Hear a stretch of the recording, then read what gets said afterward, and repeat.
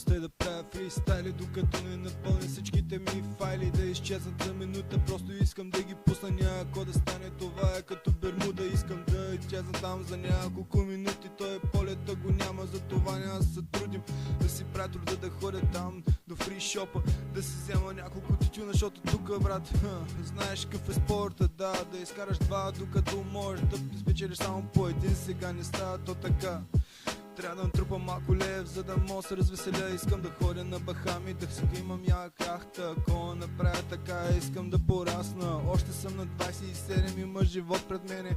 Нищо, че от малки искам и да мреме. Така е като сме расли в БГ, няма нищо честно казано. Това е защото съм бил фен на Мишо. Не, говорите само глупости, братле. Слушах само Димака, като съм порасващ. Как на 16 и почна да си друскам, да. Кой ще стане, ако изпъна още една? Никога не съм се чудил за това. Винаги съм гледал да го правя с кеф това. За това сега не се напрягам. Виж, спри, виж сърцето ми колко бързо тоти.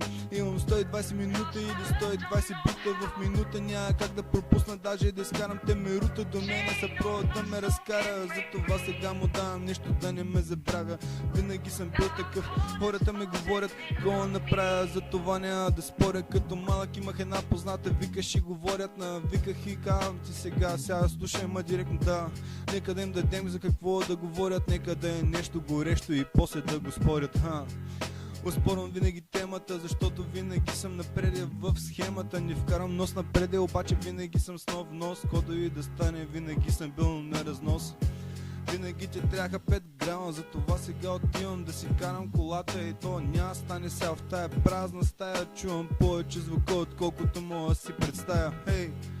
Толкова ли е зле да си правиш нищо ей така за кефа, бе, братле? Пък те нека да хейтят и въобще и не ме бе хейта. Макар да се чувствам даже още по-добре, защото правя го по-добре от повечето хора.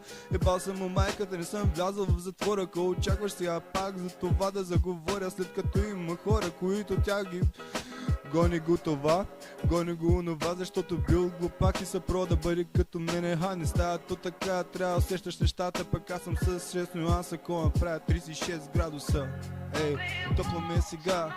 Ей, home, away from home. No. Yeah. Няма си припявам повече. Какво ти пука, братле? То това е музика, раздвижи се и дай нещо да се слуша, бе.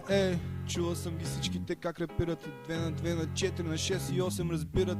16 такта, 20 такта, те не ги разбирам. Просто излизам пред микрофона и почвам ги разбивам.